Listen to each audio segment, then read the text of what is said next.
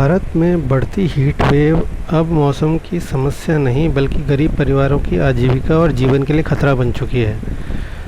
एक अध्ययन के अनुसार एक्सट्रीम हीट एक ही दिन में लगभग 3400 अतिरिक्त मौतों का कारण बन सकती है और आधिकारिक आंकड़ों से 40 गुना अधिक है ये आंकड़ा। वर्ष 2024 में भीषण गर्मी के कारण लगभग 247 अरब लेबर आवर्स का नुकसान हुआ, जिससे 194 बिलियन डॉलर का आर्थिक नुकसान हुआ। अनौपचारिक यानी इनफॉर्मल सेक्टर के करोड़ों मजदूरों के लिए एक दिन काम न करना मतलब उस दिन की पूरी आय खो देना है। हीट इंश्योरेंस की सबसे बड़ी विशेषता यह है कि क्लेम के लिए किसी मेडिकल रिपोर्ट, बिल या कागजी कार्रवाई की आवश्यकता नहीं होती।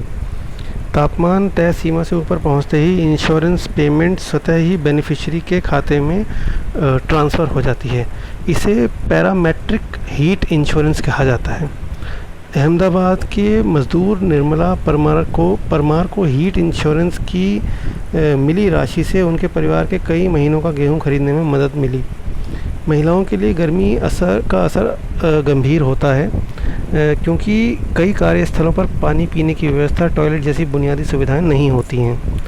सेवा जो कि SEWA का हीट इंश्योरेंस प्रोग्राम 2023 में शुरू हुआ था, उसके अनुसार 21,000 महिलाओं को इसका लाभ मिला और अब 2.5 लाख से अधिक महिलाओं तक ये सुविधा पहुंच चुकी है। इस योजना का लाभ construction work, street vendor, salt pan worker और वेस्ट रिसाइकलर्स के जैसे कमज़ोर वर्ग को मिलता है। CEEW के हीट रिस्क इंडेक्स के अनुसार भारत में लगभग 57 ज़िले हाई और very high heat risk category में आते हैं, जहां देश की लगभग 3/4 आबादी रहती है। महाराष्ट्र, तमिलनाडु जैसे राज्य भी हीट इंश्योरेंस को अपने हीट एक्शन प्लान का हिस्सा बनाने पर विचार कर रहे हैं। इंश्योरेंस प्रोग्राम और ह्यूमिडिटी को भी शामिल किया जा रहा है।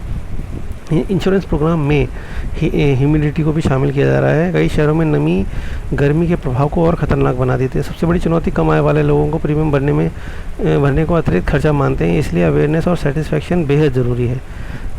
सेंसिटाइजेशन भी बहुत ज़रूरी है। क्लाइमेट चेंज के दौर में हीट इंश्योरेंस केवल आर्थिक सहायता नहीं बल्कि कमज़ोर समुदायों को क्लाइमेट रेजिलियंस और सोशल सिक्योरिटी का नया मॉडल बनकर उभार सकती है।